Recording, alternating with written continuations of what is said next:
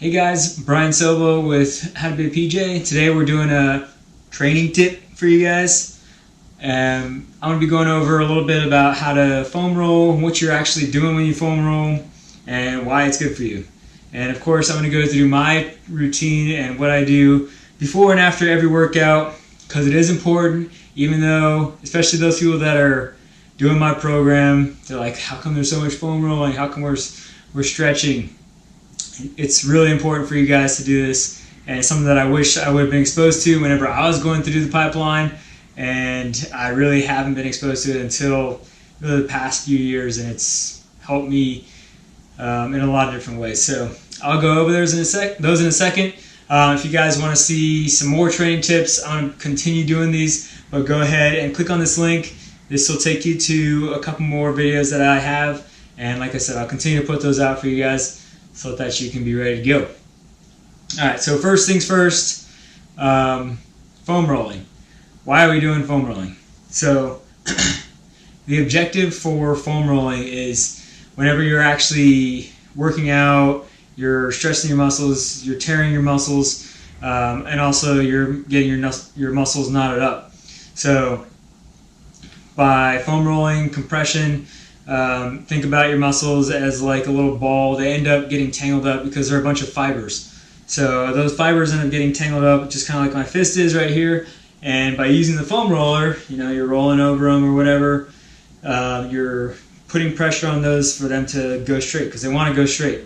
That's the way that they're made to be. So by rolling over those muscles that are all balled up, you'll feel some fasciculations or twitches in the muscle that will be your muscle releasing. So your muscles being released allows them to fully function and stretch as they appropriately are meant to do.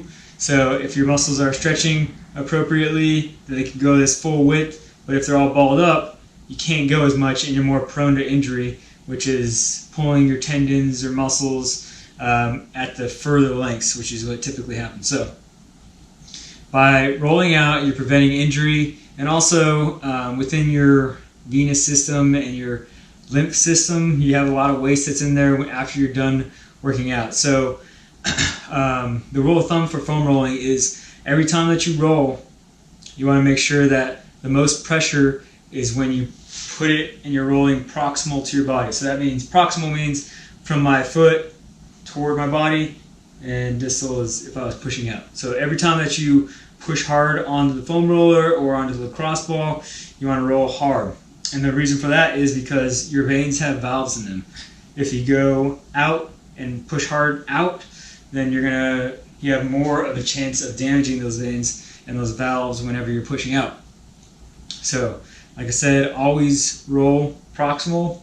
Of course, you can softly roll as you're resetting to do your foam roll again on whatever limb or appendage that you're rolling out, but just make sure that you're on the hard roll, you're rolling proximal, okay?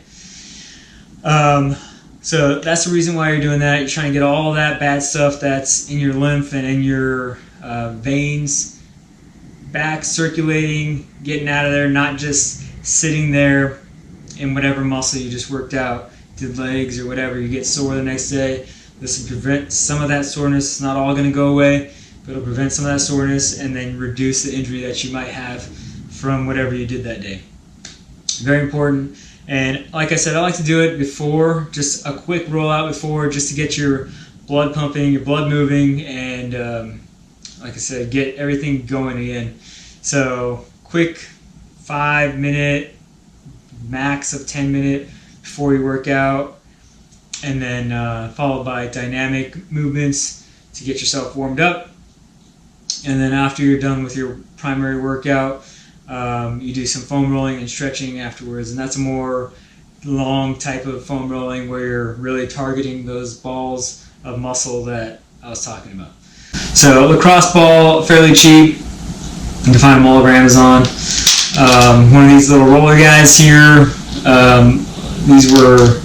I bought one of them, and I have a couple around here just because I took them to work and back. But these you can find also at Target or anywhere.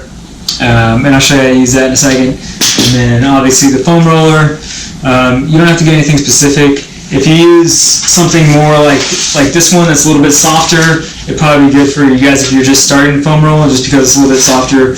And you're going to see once you start actually foam rolling, it's going to hurt at first, definitely.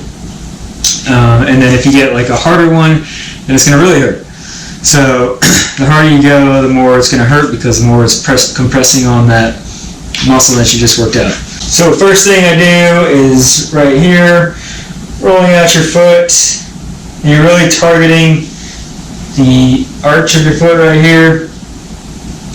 You can feel around for wherever it hurts the most, pause there for a couple seconds, or until you feel the muscle release, the pain go away, and then just continue on.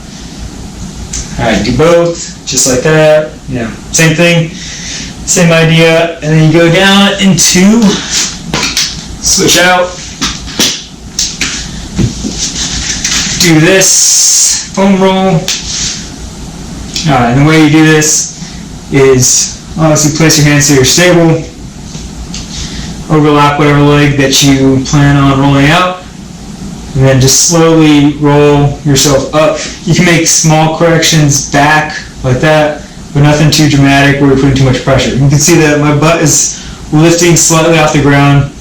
That way I put maximum pressure on my calf.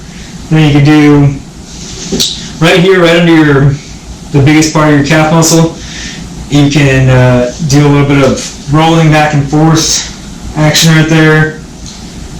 Feels pretty good. And another important thing to do whenever you're doing this foam rolling is to make sure that you're not making a bunch of faces and making pain. You want to stay as relaxed as possible while you're doing this, so that you're not causing your muscles to tense up anymore. You want your muscles to be relaxed so that you can get as deep with the foam roller as possible. So that, you do the other leg, same thing. And the next thing is the front. I also use this for the back, because you can get a little bit of different angles with this than you can with the foam roller. So just like this, you can see bending a little bit, and I'm pulling proximal. As I reset, I'm not pushing down or anything like that. Just pulling proximal like that. Get this angle, and then use the ground as leverage to get nice and deep inside that calf. And again, same thing with the other leg. Just like that. Alright. Then you move up to your quads here, and you're just really looking towards you. Get the outside. Trying to stay as relaxed as possible and not making a bunch of faces, because it's going to hurt. Hurts more than it looks like. Alright. Same thing, other side. Same thing. Next thing you move up to, you roll out your quad. So with this one, you want to put as much pressure as you can tolerate on it, bending your leg just slightly so that it's relaxed. Going again, proximal with a slight reset, but working your way up. And once you get towards the middle of your quad there, you can do one of these things. You'll definitely feel that.